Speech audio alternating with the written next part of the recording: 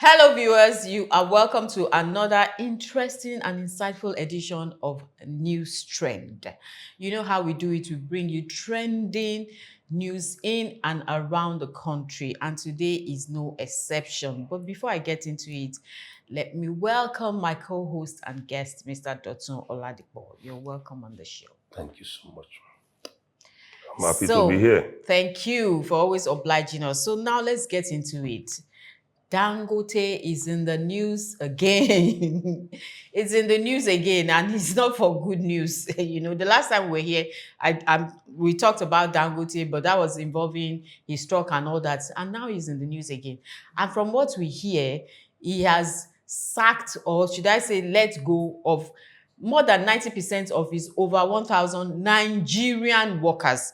And this was confirmed. It has been confirmed this morning by the president of the Petroleum and Natural Gas Senior Staff Association of Nigeria. That is Mr. Festus Osifo.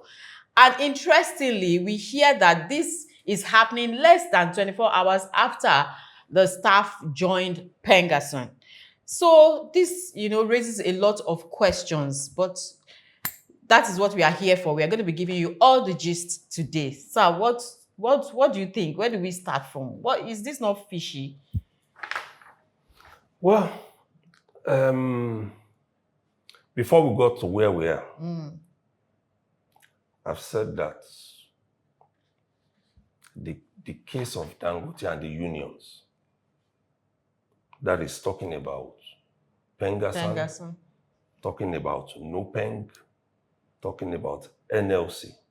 The case between them is just like us having, by going by that saying, Nigerians are torn between the devil and the deep blue sea. So head or tail, if we are not careful, Nigerians will be the loser. Of course, because we're on the receiving end. You see, the analysis at the end of the day, if you go by my position on unionism, is that Dangote is good to go. Really? Yes. And that's the essence of what we want to talk about here.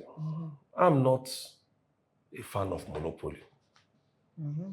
But I'm also not a fan of the kind of unionism that we practice in Nigeria. Okay. People want to lead us by the nose. It's not going to happen again the way we are running.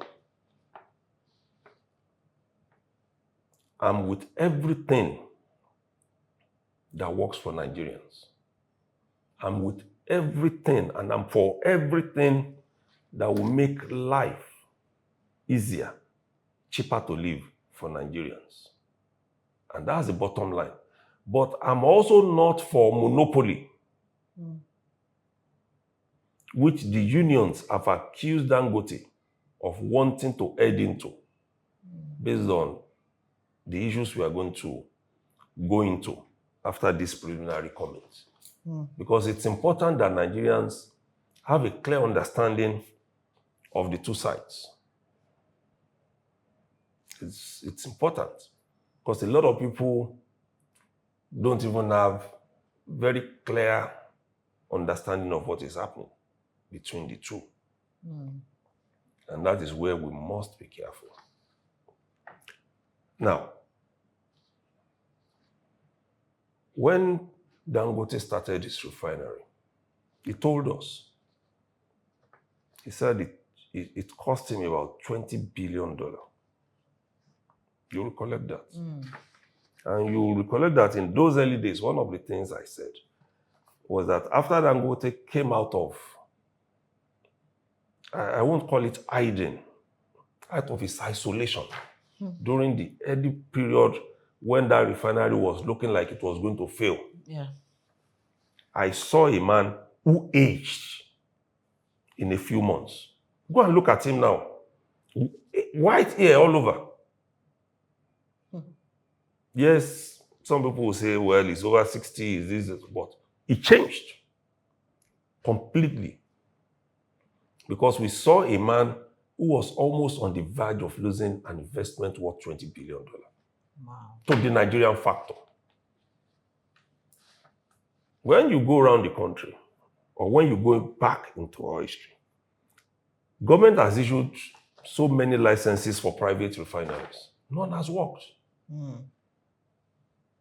Why are they not working? Because by the time you go into it, you will find that Nigerian factor in it.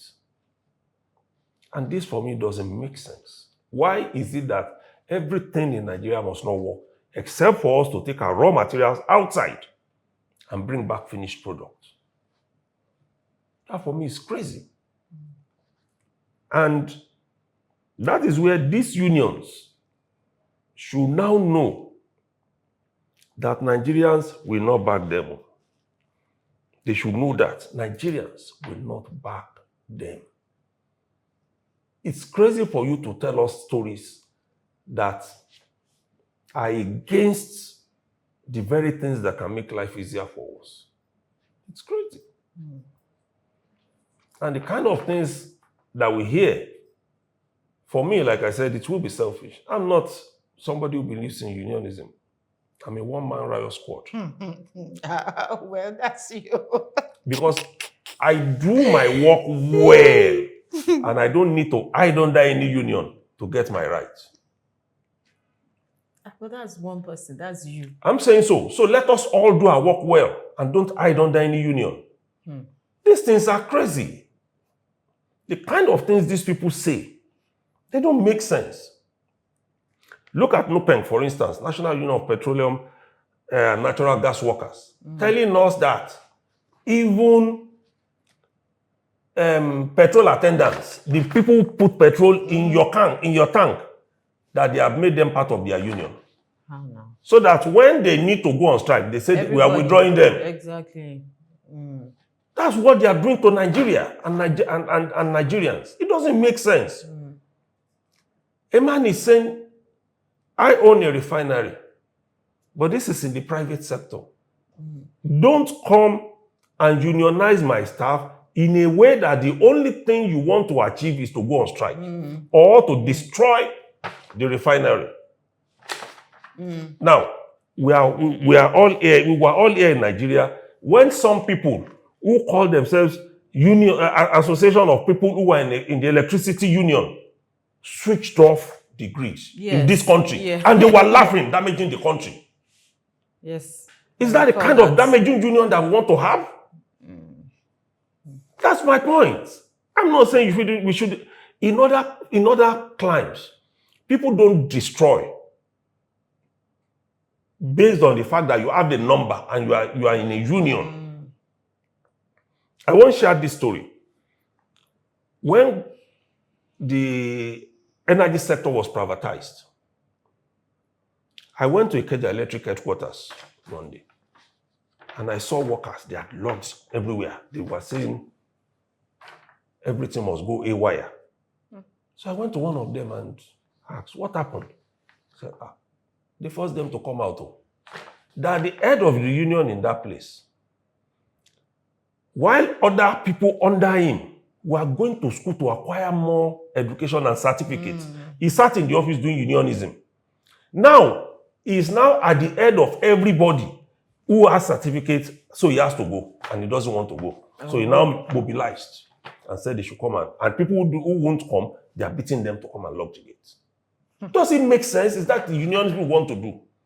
Unionism that has no impact in terms of contribution to the country. The only thing that unionism is striving to achieve is to make sure everybody becomes a member of the union in order to destroy what is ongoing.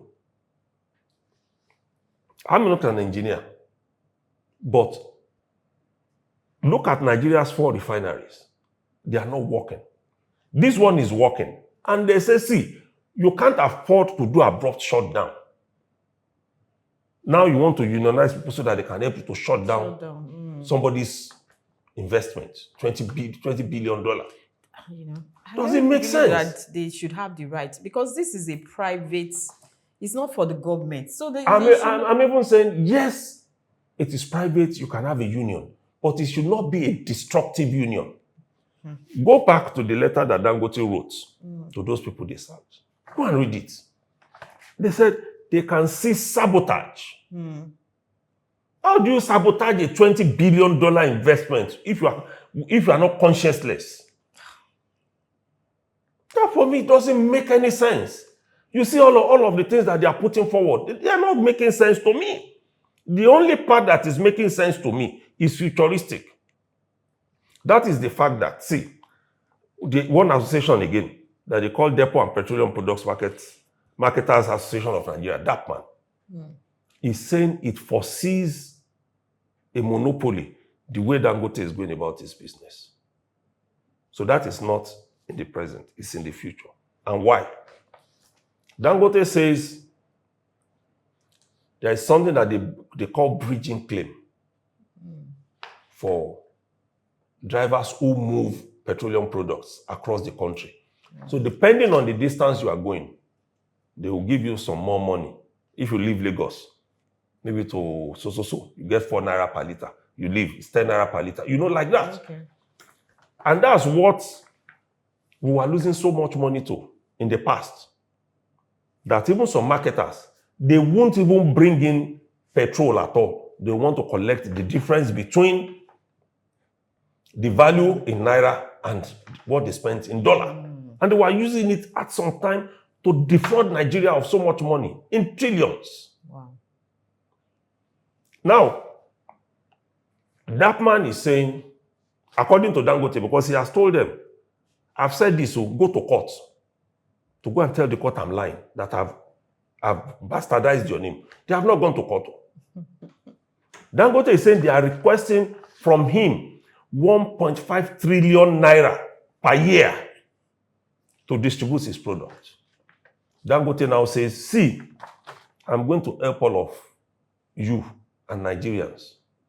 I'm going to buy 10,000 CNG trucks and distribute to people who are buying in volume for free all over Nigeria. Tell me, how does unionism come into that? Because sometimes I ask those questions. Dangote is saying, so that the cost at which you are selling petrol in Lagos is the cost at which you are going to sell in Potiskum, in Baga, which is in Borno State. Potiskum is in Yobe. You are going to sell the same in Uyo, where Comfort Emadem comes from. You know, you are going to sell at the same price in Ijebu-Ode, where King Wasiu Ayinde Marshal is from. Yeah. Like that. So nobody is now going to say to you that because I'm buying in Sokoto, I must now pay 1,000 while the person in Lagos is paying 800. That's what Dangote is trying to resolve. And I quite understand that man when he said, this is going to affect our members who have trucks. Understandable. Because they've already done that investment. But it is not like you trying to now use a union to push your agenda in damaging a 20 billion naira investment. Government has called them. They agreed on certain things. They accused Dangote of not meeting those needs. But Dangote says, I've met every understanding we had through an MOU that was, let me use the word enforced, that was put together. That was by the Department of State Services and some other security agencies. Come, let's talk. So if they have done that, why are you then saying your unionism is to go and shut down that place? So it's important. When I read that news this morning, I made a call. But before I was answered, this story came out. And I'm saying, let's pay attention to it. The company is saying to us, see, we don't have the temperament for the kind of things that these guys want to do to us. They are already damaging our refinery. I don't even know why. They're already damaging it. So we don't want it to happen. Now, we want to take you people out of this place. Go and look for work somewhere else. It's not a must. If a company says, I don't want unionism, It's not a must for you to be in that company now. Exactly. You waka go. True. I've worked in a company that said no to unionism, and that was the punch. And that company was better off for it. Of course. It was better off for it. There are certain things that unionism should not encourage. You know, there are certain things. You shouldn't make your unionism a destructive one. It shouldn't be. So, in view of the many recent cases of this letter was signed by the I'm coming now, just 1 minute, by one of the managers. He was called the general manager, Human Asset Management. Human Asset, Femi Adekunle. So let's just read that letter and hear it, so that Nigerians can also say, okay, this is how I'm going to stand in this matter. In view of the many recent cases of reported sabotage in different units of the petroleum refinery, leading to major safety concerns, the management is constrained to carry out a total reorganization of the plant. As a consequence of this development, we wish to inform you that your services are no longer required with effect from so and so day. Submit everything you have. Once you have submitted it, finance department will pay you, and you can go and look for work elsewhere. You can't come and die in my company if I say I don't want you. It's my prerogative. In as much as you belong to a union, you can go and meet the union. The union can give you another job. I'm not saying it's right for people to sack. Basically, that's wrong. But when it comes to this, where they are saying, you people we employed, you are damaging, you are sabotaging our effort, and your effort is going to lead to something disastrous. Not just for the plant, but for even the human beings working there, then we need to watch it and pay attention. And I must say also that I'm one of those against monopoly. We've spoken about this a lot of times. Monopoly should not be allowed, not in any sector. There was a time it was cement. Yeah. There was a time it was cement. Dangote monopolized. Boa came. How did Boa break into that sector? It did. So let somebody to take the licenses that they have and go and establish refineries and challenge Dangote. These union people who are fighting now, they are the ones running our 4 refineries that are not working in Nigeria. You see? So if you have run that aground, why do you want to go and run a private concern aground again? No monopoly. Let somebody to pick up that license and establish something. And let's see. There was a time they were trying to sell those refineries. This union said no.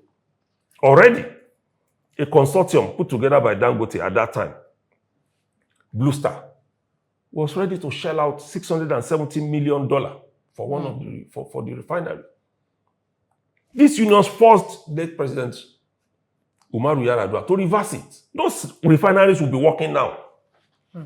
It's just like what we keep saying about Ajaokuta Steel rolling mill. About 2 weeks ago, Dangote said something, and that has always been my position. That rolling mill that is at the heart of our breakthrough economically, a big one at that, won't work. Why? Because government is running it and unions are ruling. That company, which has been in existence for about 40 years and has not worked for one day. There are people in these unions who are there collecting salary for 40 years. And it's not working, and they are collecting It's not salary. working. They are there, they are collecting salary. Okay. When you say we want to sack you, they will kind protest of unionism. and say, that's the kind of unionism we are practicing in this country. That's it. And we shouldn't allow that. We should practice unionism that truly takes into consideration every detail in a process. Every detail. Very soon, these people will go and meet tailors. They will go and meet shoemakers or people who repair shoes and say you should come and be part of them. So that the day they decide they want to go on strike, they will pack all of those people too and say they should not work. That doesn't make sense to me. Because who are you fighting for exactly? You're not fighting for the common man. It's selfish at this point. I mean, it's strange to me when you look at the issues. But what we can do, it was part of what the DSS did when they signed that MOU. Dangote should not become a monopoly like it did for several years in the cement sector. Agreed. When Bua came in, we saw a difference. It became competitive. At some point, Bua could not meet up with the competition. Why? Because it was trying to compete in a way that Dangote saw there was going to be a problem. There was a time Bua said, my cement is so and so amount. Dangote was about 300 or 400 naira costlier than that of. So we asked questions, what happened? And what we found out was, Bua says, my cement is this price. But while Dangote is bringing the cement to your doorstep, you are the one who will drive to Benin, to Auchi area, in Edo State, to go and carry your cement for Bua. So the money that you are saving, you would have spent it on the road, hiring a truck, fixing the truck that will get bad, settling different security agencies and area boys on the road. So by the time you are bringing it out, it has gone well beyond what Dangote is trying to give you. That's what we discovered. Okay. So in making some claims, we must be careful. But it still does not mean that Dangote must run a monopoly. And I'm still saying that. The day Dangote decides on that, okay, I've chased everybody out of the market. Now, what I want to do is to now exploit the situation by increasing price. Then we are going to go after the company. Well, is he really chasing anybody out of the market? Or people are just not coming up? Is he chasing anybody out of the market? That investment is huge. Exactly, it's huge. It is only somebody who wants to grow old overnight like Dangote that will go and borrow money and do that kind of investment. But it's working for him so far. But don't forget, you read what he said. When that opened, he said, maybe he would have killed himself because he was down in debt if that thing didn't work. And some people were there not to make didn't want it to work. Not wanting it to work. So the point is, in all of these things that these unions are saying, Nigerians must be careful. Very careful. In all of the things that Dangote is telling us, Nigerians must be careful because it's both ends. But we are still saying, if NUPENG is serious, if all of these people are serious, now that Nigeria is willing to let go of these refineries that the government owns, let them put money together, buy it, and challenge Dangote. Let them do so. Are they willing That's to the point. do so? That's when the thing. Dangote started, they promised him crude. But because that refinery must not stop work. Once you start, it must keep rolling. Otherwise, like they also said about the refineries that we had, we're going to have problem with it. Somebody did the analysis of one of the refineries and said, what happened to some of them, especially the one in Port Harcourt that they claimed had come up and was working, was the fact that because between the old and the new, they were putting in product. If they put in 10, for instance, a product that should produce maybe 10 buckets, when it's coming out with 8.5. So it means that system is not working properly. So that's why they had to shut it down. When Dangote saw that these people are not coming with crude, he went to the US to go and buy crude. You already the story. So that's a man who wants to remain in business. Not all of these characters who are running around making statements and yet they can't run refineries. They will make it look like government is the problem. But the question we've always asked, who is the government? Are we not the government? Exactly. Is NUPENG not part of it? Anytime there is a problem, shut down. Bah! They are put to shut down. And they are so happy, filming it, that yes, they are in power. It was only during the time of the military that Abacha dealt with them. Put out soldiers to go and be driving trucks, distribute fuel.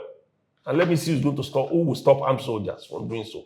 Yes, we had such shortages, but there was still flow of products at that time.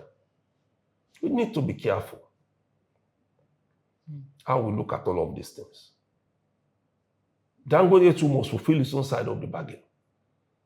If you are bringing in 10,000 CNG, how do you accommodate these people? How do you ensure that their own businesses don't run aground? And these people too should go and innovate. I can't be running my business and you are saying I should come and be paying you 1.5 trillion a year. To do what? If you can't run the business, then close shop.